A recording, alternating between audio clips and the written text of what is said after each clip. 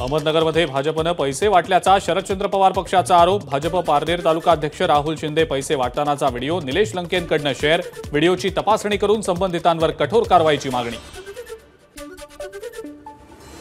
खासदार संजय राऊतांकडून मुख्यमंत्र्यांचा नाशिकमधला video tweet. 2 तासांच्या दौऱ्यासाठी इतक्या जड बॅगा का? संजय राऊतांचा सवाल। तर राज्यात अधिकृत बॅगा वाटप सुरू, राऊतांचा आरोप। जेव्हा पराभवाची लक्षणं दिसतात तेव्हा अशी वक्तव्य करणं नॉर्मल आहे। पराभव दिसू लागल्यानं ईव्हीएम खराब, मशीनमध्ये दोष आहे असे आरोप होतील। चंद्रशेखर बावनकुळेंची संजय राऊतांवर टीका। स्वतःच्या पायाखालची वाळू सरकली आहे, आपले उमेदवार निवडून येत नाहीत याची जाणीव झाली की अशा पद्धतीचे फालतू आरोप होतात। संजय राऊतांच्या आरोपांवर उदय सामंतांचं प्रत्युत्तर।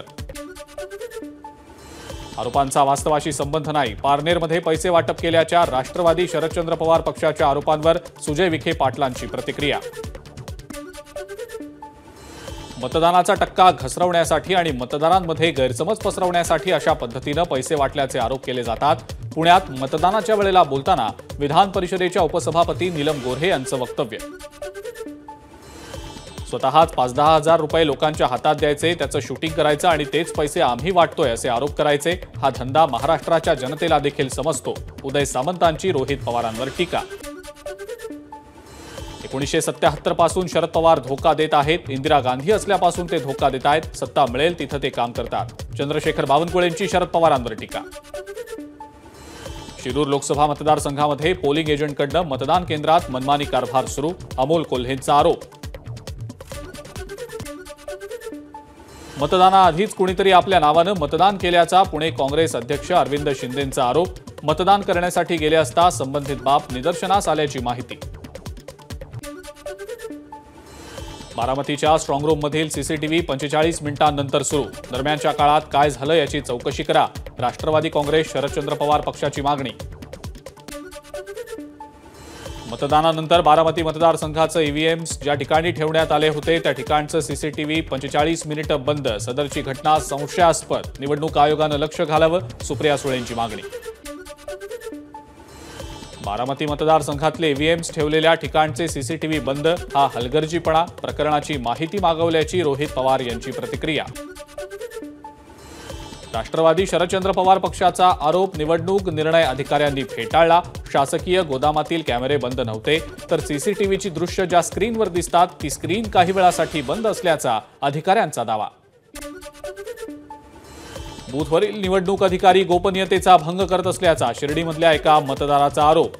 साईनाथ माध्यमिक विद्यालयातील मतदान केंद्रावर मतदार आणि अधिकाऱ्यांमध्ये गोंधळ, पोलिसांच्या हस्तक्षेपानंतर मतदान प्रक्रिया सुरळीत।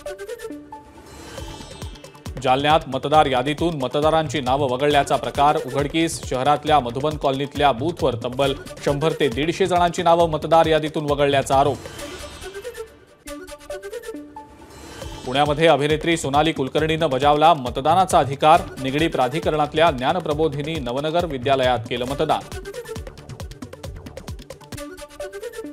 अभिनेता सुबोध भावेनंही पुण्यात बजावला मतदानाचा हक्क, राजकारणात रस नाही मात्र राष्ट्रीय कर्तव्य म्हणून मतदान केलं, सुबोध भावेचं वक्तव्य।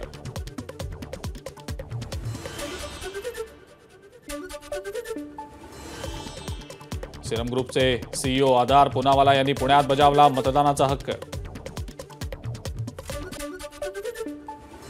अभिनेते, निर्माता, दिग्दर्शक प्रवीण दरडे यांनी पुण्यामध्ये केलं मतदान। सुप्रसिद्ध गायक राहुल देशपांडेंचं पुण्यामध्ये मतदान, पत्नी नेहा कुलकर्णी यांनीही बजावला मतदानाचा हक्क।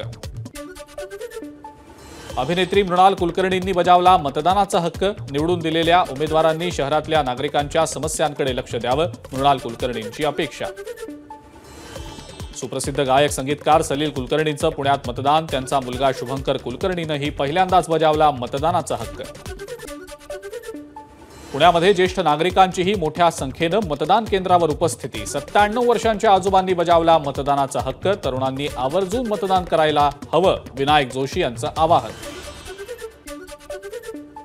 मतदानाचा टक्का वाढवण्यासाठी पुण्यातल्या देसाई बंधूंची खास ऑफर, मतदानाची शाई दाखवल्यास 700 रुपये किमतीचा आंबा 300 रुपयांना मिळणार, संध्याकाळी 6 पर्यंतच ऑफर असल्याची देसाई बंधूंची माहिती। बीडच्या केजमधल्या कोरडेवाडीच्या ग्रामस्थांचा मतदानावर बहिष्कार. साठवण तलावाचं काम गेल्या 25 वर्षांपासून प्रलंबित असल्यानं मतदानावर बहिष्कार. पुण्यामध्ये मोबाईल फोन घेऊन आलेल्या मतदारांना परत पाठवलं. निगडीतल्या ज्ञानप्रबोधिनी नवघर विद्यालयातील केंद्रावरील प्रकार. कर्मचारी आणि मतदारांमध्ये खटके. केंद्राबाहेर बॅनर्स.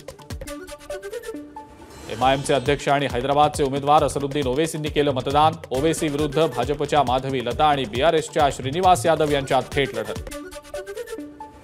हैदराबादमध्ये अभिनेता ज्युनियर एनटीआरनं सहकुटुंब बजावला मतदानाचा हक्क.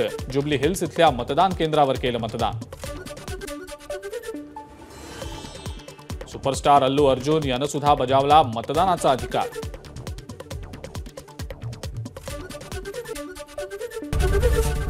एबीपी माझा, उघडा डोळे बघा नीट.